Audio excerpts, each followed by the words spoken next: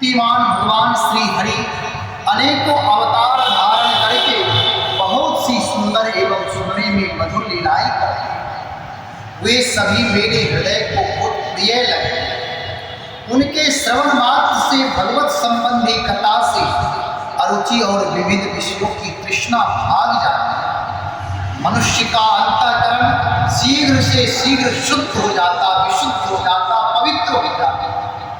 जब तक हम भगवान की कथा नहीं सुनेंगे, पावन चरित्र नहीं सुनेंगे, क्योंकि जैसा हम सुनते हैं, जैसा हम देखते हैं, वैसा ही हम विचार करते हैं। जैसी हमारी दृष्टि वैसी ही सृष्टि होती है, यह बात तो सत्य है।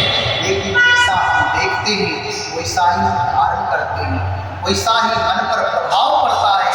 यदि हम भगवान का पावन चरित्र सुनते हैं, यदि धवल चरित्र सुनते हैं, भक्ति युक्त चरित्र सुनते हैं, हमारा आप हो जाता, विशुद्ध हो जाता, पावन हो जाता, सुलभ हो जाता है, सुंदर हो जाता है। तो भगवान बहुत ही निकट है और शीघ्र ही शीघ्र भगवान कृपा करते हम आप भगवान के दर्शन लायक बन जाते। भगवान भी ऐसे पात्र को ही दर्शन देते हैं। भगवान के चरणों में भक्ति और उनके भक्त जनों से प्रेम भी प्राप्त होता है। यदि आप मुझे उनके श्रवण का अधिकारी समझते हैं तो भगवान की उन्हीं मनोहर लीलाओं का वर्णन कीजिए। भगवान श्री कृष्ण ने मनुष्य लोक में प्रकट होकर मनुष्य जात के स्वभाव का अनुसरण करते हुए मनुष्य बन करके जो उन्होंने बाल लीलाएं की हैं, अवश्य ही वे अत्यंत अद्भुत हैं। हमारे आपके जीवन में हम आप बस मुमुक्षु जीव हैं। कभी पतन भी हो सकता है, कभी गिर भी सकते हैं, क्योंकि हम आप अपने गुण स्वभाव कर्म के अनुसार बंधे हुए। कभी भक्ति में आह्लादित होते, नाचते गाते हैं और कभी कभी क्रोध में क्रोधित हो जाते। इसलिए हम आप सामान्य जीव हैं। हमारा आपका हर क्षण पर कभी भी पतन हो सकता है, लेकिन प्रभु की जो भी लीलाएं वह पावन, वह आदर्श है। वे हमारे लिए पूजनीय है, वंदनीय है, अनुकरणीय है, जीवन में उतारने लायक है। इसलिए कहते हैं अवश्य ही वे अद्भुत लीलाएं हैं। इसलिए आप अब उनकी दूसरी बार लीलाओं का भी वर्णन कीजिए। भगवान श्री सुखदेव कहते परीक्षित, एक बार भगवान श्री कृष्ण के करवट बदलने का अभिषेक उत्सव मनाया जा रहा है। क्योंकि भगवान बाल संस्कार में जब भी होता है बच्चा जो नए दिन कुछ ना कुछ करते हैं, उन्हें उत्सव माता पिता देखते रहते हैं कि आज मेरा बेटा करवट बदला है, तब उत्सव मनाते हैं। देखते हैं कि अब मेरा बेटा आज बैठ गया है, तब उत्सव मनाते हैं। जब देखते हैं कि मेरा बेटा का अन्न प्राप्त हुआ, अन्न खाने लायक हो गया, तब भी उत्सव मनाते हैं। इस प्रकार से एक दिन वे करवट बदलने के लिए अभिषेक उत्सव मनाया। उसी दिन उनका जन्म नक्षत्र भी था। घर में बहुत सी स्त्रियों की भीड़ लगी हुई थी, गाना बजाना हो रहा था, सब लोग आह्लादित आनंदित थे। उन्हीं स्त्रियों के बीच में खड़ी हुई सती साध्वी यशोदा जी ने अपने पुत्र का अभिषेक। उस समय ब्राह्मण लोग मंत्र पढ़कर आशीर्वाद दे रहे थे, मंगलाशासन कर रहे थे, पुरुष सूक्त आदि पढ़ रहे थे, रुद्र सूक्त आदि पढ़ रहे थे, वेद के मंत्र पढ़ रहे थे और मंगलाशासन कर रहे थे, मंगल कामना कर रहे थे। नंदरानी यशोदा जी ने ब्राह्मणों का खूब पूजन सम्मान किया। खूब उत्साह से भाव से उन्हें अन्य वस्त्र, माला, गाय आदि मुँह मांगी वस्तुएं देने का तभी लाभ होता है जब व्यक्ति किसी की इच्छा अनुसार कुछ दे। समयानुसार जब कुछ दान किया जाता है तो उससे लाभ मिलता है। जैसे अभी गर्मी है, यदि गर्मी के समय में कोई कंबल दान करे तो ये धन्यवाद के पात्र नहीं होंगे, शुभ नहीं माना अभी यदि जल दान करते, जलपात्र दान करते हैं, आम का समय है, यदि आम हम किसी को खिलाते हैं, अगर ठंडे वस्त्र देते हैं जो गर्मी में अभी पहनने के बाद है शरीर शीतल हो जाए, ऐसे यदि वस्त्र कुछ दान करते हैं, कहने का तात्पर्य ठंडी है तो ठंडी में गर्म वस्त्र आदि दान करते हैं, बरसात है तो छाता आदि दान करते हैं, अंधेरा है तो टॉर्च आदि दान करते हैं, तो इसका बड़ा मूल्य होता है। जो जैसा है, किसी को घर रहने के लिए नहीं है, उसके लिए घर की व्यवस्था करते हैं, कोई भूखा व्यक्ति है तो उसे भोजन करा देते हैं। इस प्रकार यथार्थ वस्तु, सत्य वस्तु के दान करें, उसका बड़ा लाभ होता है। ना कहते हैं मुँह मांगा दान दे वस्त्राभूषण आदि। जब यशोदा ने उन ब्राह्मणों का स्वस्ति वाचन कराकर स्वयं बालक को नहलाने के आदि का कार्य संपन्न कर लिया, तब यह देख कर कि मेरे लल्ला ने उनके नेत्रों में नींद आ रही, अब नींद आ रही है। बालकों का जैसे श्रृंगार आदि माताएं करती हैं, दूध आदि पिला देती है, मालिश कर देती है, श्रृंगार कर देती है, तो बच्चा सोता है। तो अब अपने पुत्र को धीरे से सैया पर सुलाए। थोड़ी देर में श्याम सुंदर की आंखें खुली तो वे स्तनपान के लिए रोने, दूध पीने के लिए रोने लगे। उस समय मनस्विनी यशोदा जी उत्सव में आए हुए ब्रजवासियों के स्वागत सत्कार में बहुत ही तन्मय हुए। स्वागत सत्कार तभी सिद्ध होता है जब हृदय में भाव हो और उसका प्रैक्टिकल रूप भी, जैसे कि लोग कहते देते जाओ देते जाओ देते जाओ, लेकिन उंगली की इशारा ऐसे रहेगा, दो से अधिक नहीं देना है। कहेंगे खूब खिलाओ, मालपुआ देते जाओ, संतों को खूब खिलाओ, महापूरण करो, लेकिन इशारा ये करेंगे कि दो से अधिक नहीं देना, दो से अधिक नहीं देना है। तो ये हृदय में भाव नहीं है, ऊपर से केवल वह कह रहा है, तो ये आनंद नहीं है, ये वास्तव में स्वागत नहीं है। यदि आतिथ्य सत्कार में भी कपट है, उस व्यक्ति का पतन होता है, वह कलंकित होता है, उसका जीवन किए कराए सब गए, सारे समाप्त व्यर्थ हो जाते हैं, वह अपयशी होता है। यदि हमारे पास जितनी समर्थता है, उस समर्थता के अनुसार हृदय में आह्लाद हो, भाव हो, आनंद हो, उस हिसाब से यदि हम जितने में हैं, प्रेम से खिलाते पिलाते हैं, सत्कार करते हैं, तभी वे सत्य, उसका नाम ही है सत्कार करना। सत्य स्वभाव से युक्त होकर के आदर करने को सत्कार कहते हैं। तो यशोदा जी वैसे ही ब्रजवासियों के लिए स्वागत सत्कार में लगी हुई थी, इसलिए उन्हें श्री कृष्ण का रोना सुनाई नहीं पड़ा। तब श्री कृष्ण रोते रोते अपने पांव उछालने लगे। शिशु श्री कृष्ण एक छकड़े के नीचे सोए हुए थे, उनके पांव अभी लाल लाल कोपलों के समान बड़े ही कोमल और नन्हे, परंतु वह नन्हा सा पांव लगते ही विशाल छकड़ा उलट गया। आश्चर्य हुआ कि बैलगाड़ी हो, उसके नीचे वो बालक पैर मार दे तो वे उलट जाए, इससे बड़ा आश्चर्य हुआ। लेकिन भगवान कुछ संकेत करना चाह रहे हैं, अपनी शक्ति दिखाना चाहते हैं कि मैं कोई सामान्य बालक की तरह नहीं, मेरी अपनी कुछ प्रभुता अलग है, मैं प्रभु हूँ, यह बोध कराए। और उनके पांव छकड़े उलट गया। उस छकड़े पर दूध, दही आदि अनेक रसों से भरी हुई मटकियां और दूसरे बर्तन रखे हुए थे, वे सब के सब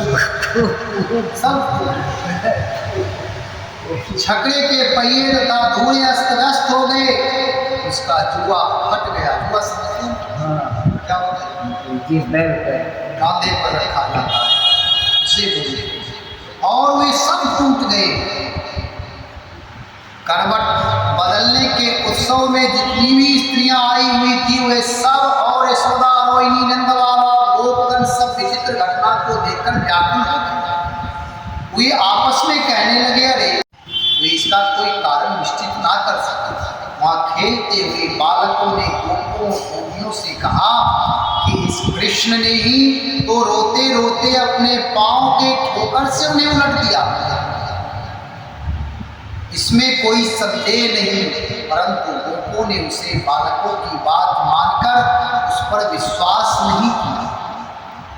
ठीक ही वे गोप उस बालक के अनंत बल को नहीं जानते थे, क्योंकि परमात्मा के स्वरूप को सब कोई नहीं जान पाते। जब परमात्मा चाहते हैं जिसे जनाने के लिए, उसे ही जनाते हैं, वो ही जान सकता है। रुदंतम सूत मादाय यशोदा शंकिता कृत स्वस्त्ययनम विप्रय सुप्तय स्तनमपायत। कहते हैं यशोदा जी ने समझा यह किसी ग्रह आदि का उत्पात है। उन्होंने अपने रोते हुए लाडले लाल को गोद में लेकर ब्राह्मणों से वेद मंत्रों के द्वारा शांति पाठ कराया और फिर उसे दूध पिलाने लगी। बलवान गोपों ने छत्रों को फिर सीधा कर दिया, उस पर पहले की तरह सारी सामग्री रख दी। ब्राह्मणों ने हवन किया, दही अक्षत कुश आदि जल के द्वारा भगवान और उस छक्रे की पूजा की, जो किसी के मुंह में दोष नहीं निकालते, झूठ नहीं बोलते, दंभ ईर्ष्या और हिंसा नहीं करते तथा अभिमान से रहते। उन सत्यशील ब्राह्मणों का आशीर्वाद कभी विफल नहीं, जो हमेशा सत्य होते हैं। कहते हैं ब्राह्मणों को कैसा होना चाहिए, ब्राह्मण आशीर्वाद देते हैं क्यों नहीं लगता है, इसका कारण क्या है। एक तो मानसकार करते, सोचिए विप्र जो वेद विहीना। मानसकार करते ब्राह्मण कौन है, वेद पठेत वेद विप्र, जो वेद का पठन पाठन किए हुए, अथवा विद ज्ञाने, जो वेद के द्वारा ज्ञान अर्जन किए हैं, अथवा उनके पास ज्ञान है, उन्हें ब्राह्मण कहा जाता, विप्र कहा जाता। ब्रह्म जानाति तब ब्रह्मणा, जो ब्रह्म को जानते हैं। ब्रह्म का जानने का मतलब केवल बात पता नहीं, अरे भगवान है, भगवान को कौन नहीं जानता, हर जगह भगवान है, भगवान सब कुछ देखता है। केवल इस तरह की बात पता से हुआ ब्राह्मण नहीं हो सकता। कहते सोचिए विप्र जो वेद हीना, वेद से हीन व्यक्ति ब्राह्मण हो ही नहीं सकता, क्योंकि ये शास्त्र कहते हैं। अब यहाँ कहते हैं कि जो व्यक्ति वेद से कभी सत्य बोल ही नहीं सकता, क्योंकि जहाँ से ज्ञान अर्जन होना है, ज्ञान के स्रोत गंगोत्री ही नहीं तो फिर गंगा। गंगोत्री यदि सूख जाए तो क्या गंगा की कामना हो सकती, गंगा मिल सकती।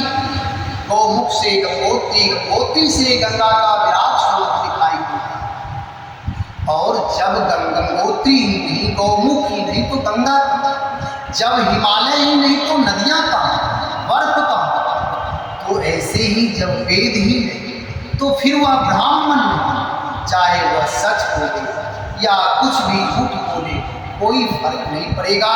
यहाँ कहते हैं कि जो किसी के गुणों में दोष नहीं,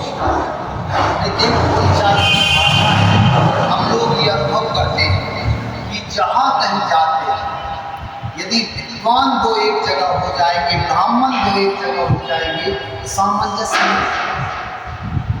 बाभन कुत्ता हाथी हो, अपने जात के हाथी। मुझे अब ये मैं सुनता था बचपन से, अब मुझे अवसर मिल रहा है। और जब हम जाते हैं तो हर जगह ये देखते हैं ब्राह्मण ब्राह्मण के विरोधी। विद्वान मूर्खों का संग हो सकता है, लेकिन ब्राह्मणों का संग होना, विद्वानों का संग होना बड़ा कठिन, बड़ा कठिन। ब्राह्मण लोगों को जब हम देखते हैं, थोड़ा भी जीवन में रस नहीं, एक दूसरे के कहीं कोई सपोर्टर नहीं मिलते, हर एक दूसरे के निंदक मिले, एक दूसरे से ईर्ष्या करने वाले। यदि कोई बौद्धिक जवान होता है, वे ब्राह्मण 5 हैं, यदि कोई लक्षणता करने जाएंगे तो दीदी आप ब्राह्मण ये वे पर भी क्या रहेगा, अमील आए उसे कुछ आता जाता थोड़ा ना, इस तरह बोले। अब आप गए बाहर, वे आए पंडित जी आप लेकर खाना की पूजा तो अद्भुत है भाई, ये पंडित जी वे भी ठीक है आपके मित्र, अरे मेरे मित्र क्या मुझसे बार बार कहते हैं, इसलिए मैं कहा चलो मैं चल रहा हूँ, चलो तुम नहीं चलो। इस तरह से ही वे पिता शिकायत में जीवन बिताते। इसलिए वाल्मीकि रामायण में आया है कि ब्राह्मण यदि मरता है और वह भगवत भक्त नहीं है तो ये ब्रह्म राक्षस होता है। विद्वानों ब्रह्म राक्षस, ऐसा वाल्मीकि रामायण का व्यवहार हमारे गुरु जी का, ऐसा कहीं का वाक्य है।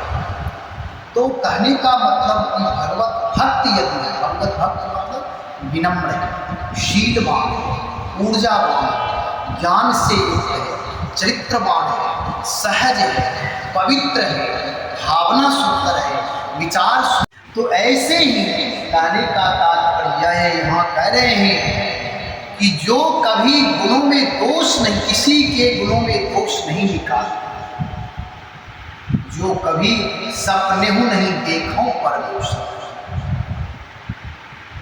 एक श्लोक है,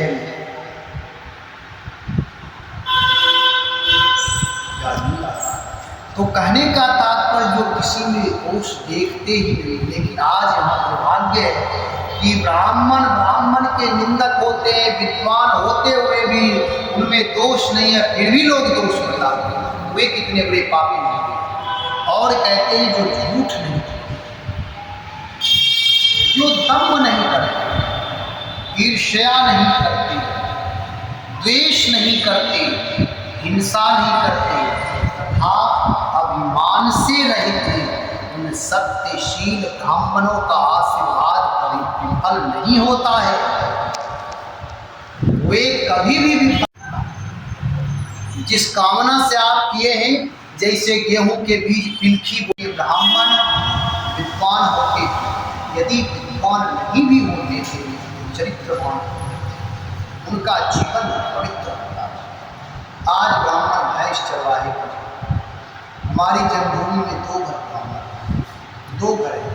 एक हमारे जो पंडित थे वे वैष्णव थे, विद्वान नहीं थे, वैष्णव थे, भजन करते थे, ठाकुर जी की नित्य नियम से सेवा करते थे, भोजन कुछ भी करते थे तुलसी दल छोड़कर, इतना उनका राम नाम खूब करते, राम नाम करते। अब उनके संतान लोग हैं, वे कोई लायक नहीं। इस बार मैं गया, उनसे कहा भी कि कोई एक आध बच्चे तो आप हमारे यहाँ दे दो, इस साल 2 साल में कम से कम इतना तो कर दे कि गाँव में कमजोरी। दुर्भाग्य उनके दूसरे भाई हैं, सब भैंस पाले, भैंस चराते। तो कहने का तात्पर्य ये है, इस प्रकार करें, यह सोचकर नंद बाबा ने बालक को गोद में उठा लिया और ब्राह्मणों से साम, ऋग, यजुर्वेद के मंत्रों द्वारा संस्कृत एवं पवित्र औषधियों से युक्त जल से अभिषेक कराया, चारों वेद से और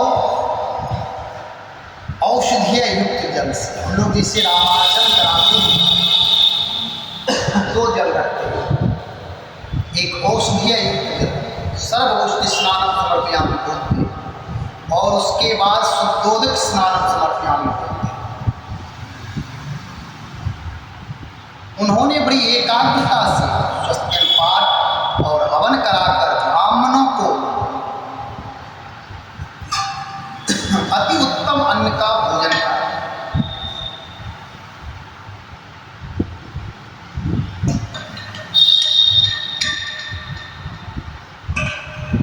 अति उत्तम भोजन कराया मतलब ब्राह्मण को मधुर प्रिय है, मीठा प्रिय है।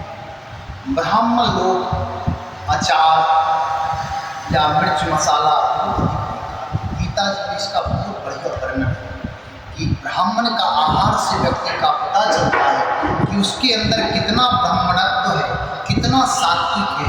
जो व्यक्ति बहुत ज़्यादा मिर्च मसाला खट्टे पदार्थ खा रहे हैं, वे व्यक्ति सात्विक भले ही ब्राह्मण शरीर में होगा, लेकिन वे ब्राह्मण नहीं। उसके अंदर क्रूरता होगी, तमोगुण होगा, आलस्य प्रमाद होगा, ईर्ष्या द्वेष होगा, छल